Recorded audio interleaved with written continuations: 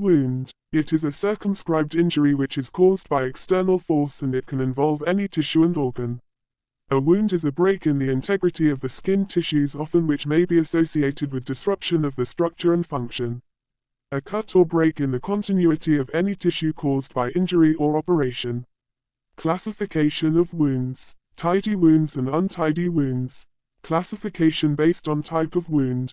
Clean incised wound, lacerated wound, bruising and contusion, haematoma, puncture wound, abrasion, crush injury. Injures to bone and joint, may be open or closed.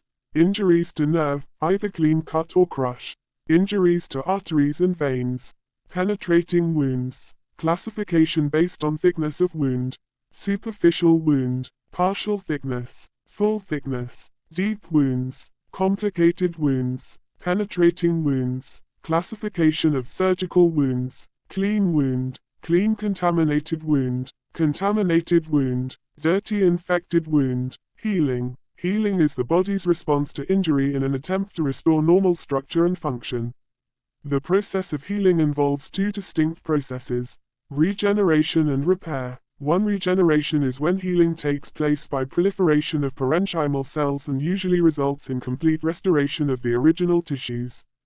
The goal of all surgical procedures should be regeneration, which returns the tissues to their normal microstructure and function. 2. Repair. It is a healing outcome in which tissues do not return to their normal architecture and function.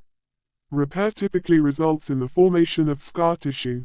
Types of wound healing. Healing by first intention, wounds with opposed edges. Healing by secondary intention, wounds with separated edges.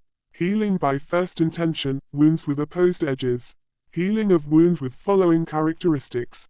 Healing of wound with following characteristics. Clean and uninfected, surgically incised, without much loss of cells and tissue. Edges of wound are approximated by surgical sutures. Wounds with opposed edges, primary union, within 24 hours. Neutrophils appears at margin of incision. Epidermis thickens. In cut layer of the dermis, thin epithelial layer forms. By day 3, neutrophils replaced by macrophages. Epithelial cell proliferation continues, thickening epidermal covering layer.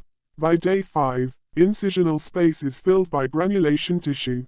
Neovascularization is maximal. Collagen fibrils become more abundant and begin to bridge incision.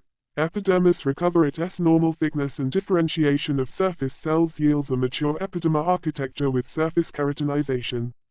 During the second week, continued accumulation of collagen and proliferation of fibroblasts. Luke